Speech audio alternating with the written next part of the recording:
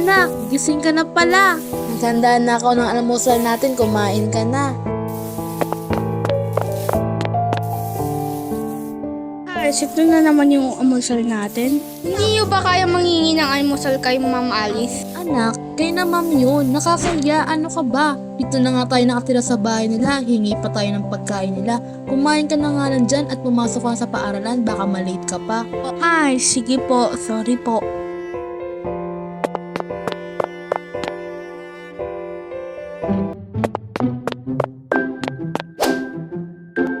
Uy pre, musta? Kailan mo ba ako aayain mo sa bahay mo? Pre, hindi pa pwede ngayon. Maraming ginagawang importante si Mami sa bahay. Wow, mami! Joke lang. Saklap naman nun pre, gusto ko na makita yung maganda yung bahay. Huwag kang mag-alala pre, sa susunod papapuntahin rin kita pero ngayon kailangan na natin pumasok. Oo nga pala, haha, nakalimutan ko. Tara na.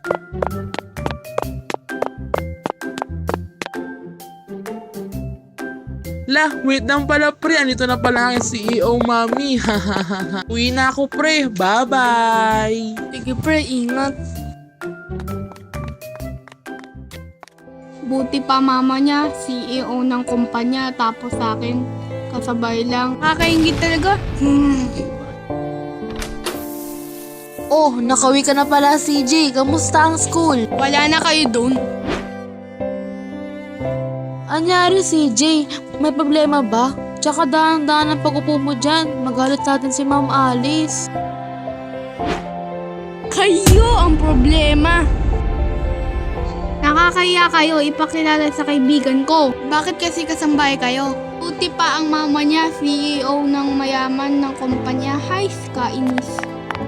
Anak, sana may release mo sa susunod.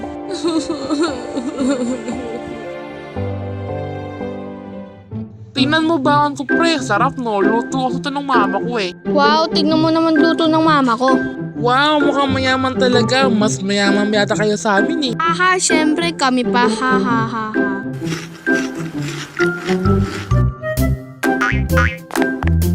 Anyway, gusto mo bang kumain sa bahay namin ngayon? Ha? Talaga? Pwede? Sige ba, payag ako. Sige sige.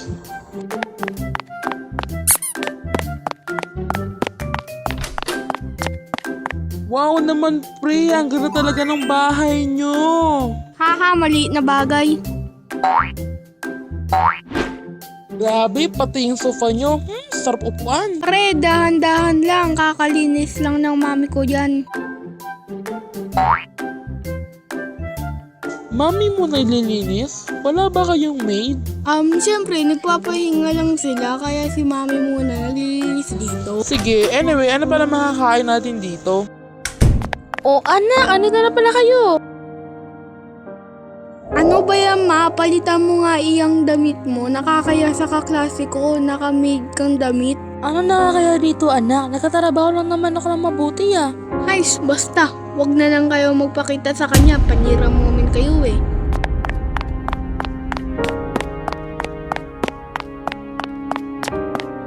Hi CJ.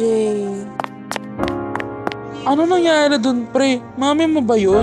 Baka ganun din yung suot niya. Tinawag ka pang anak ha. Maid namin yun. Hindi siya nakapag-vacation. Tsaka anak talaga tawag niya sa akin. Hehe. Hi CJ, kailan mo ba kayo pagmamalaki?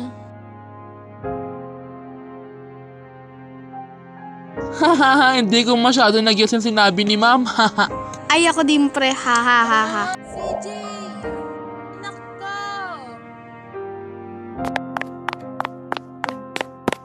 Kamusta pala ang pag-aaral nyo, CJ? Manang. Bakit kayo nandito? Umalis na kayo agad. Siya ba ang kasambahay niyo CJ? Kamukha mo ah. Haha. Haha, palabiro ka talaga, Kevin. Anak, bakit? Meron bang masama sa sinabi niya? Huwag niyo nga akong tawaging anak sa harapan ng kaibigan ko, ma. Umalis na lang kayo, please, guys. Hi, si nanay. Oh, bakit umalis yun? Dapat sinama na natin eh. May importante pang gagawin yun si Manang. Tara na. Ha? Weirdo. Makalis na nga? O anak, kamusta yung pag-aaral mo? Ayun, ayos lang po, ma. Anyari sa mukha mo, nak? Ba't parang ang lungkot mo? Dahil sa'yo, ma. Pwede ba, ma, kapag nakikita niyo ako sa labas, huwag niyo ako tawagin o kausapin, lalo na nakapagyaya kayong damit, nakakaya? Anak, bakit ka ba ganyan? Ano bang problema sa trabaho ko? Hindi ka ba masaya na may trabaho ang inay? Trabaho nga kayo, pero hindi naman kasing ayos ng trabaho ng ibang tao dyan.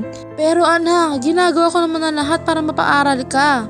Guys, magtrabaho na lang kayo dyan, magpapahinga na muna ako. Ay, sana.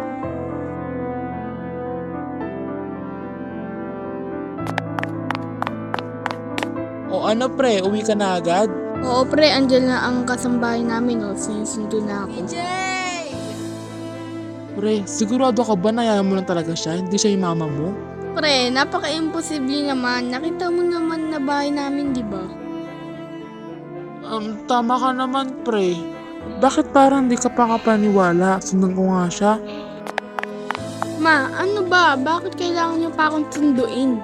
Gusto ko rin naman kasunduin, anak, kasi kitagal na rin nung huling sinundo kita galing school. Tsaka tapos na rin naman yung magawa ko sa bahay, kaya tara na, uwi na tayo. Ay, sige po. Ma? Anak? Hindi ko maintindihan. Bakit mama ng tawag niya si G sa yaya niya?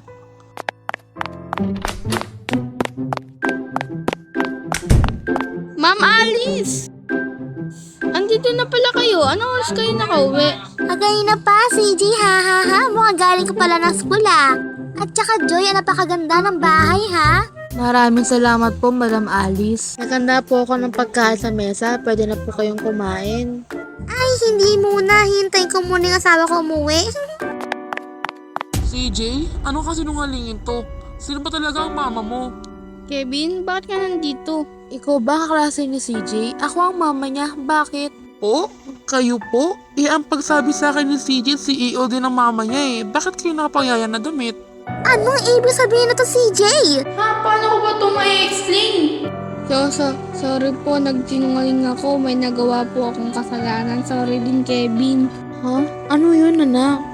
Nagpanggap po ako na mayaman tayo, Nay, at nagpanggap ako na itong bahay na ito ay atin dahil sobrang nakakaya na may kasambahay kang nanay. CJ, naririnig mo ba ang lahat ng sinasabi mo? Nagtatrabaho ng maayos ang mama mo. At walang tinatapakan tao. Nagtatrabaho na nanay mo para sa kinabukasan mo at ito ang gagawin mo? Maya ka naman. CJ, hindi mo naman kailangan gawin yun eh. Kung naiingit ka sa akin, mas naiingit ako sa'yo dahil nagkikita at tag-usap pa kayo ng mami mo. Ang mami ko kasi lagi nakafocus sa trabaho. Kaya wala kaming oras mag-usap. Tama ka, pre. Tama po kayo lahat. Sorry po.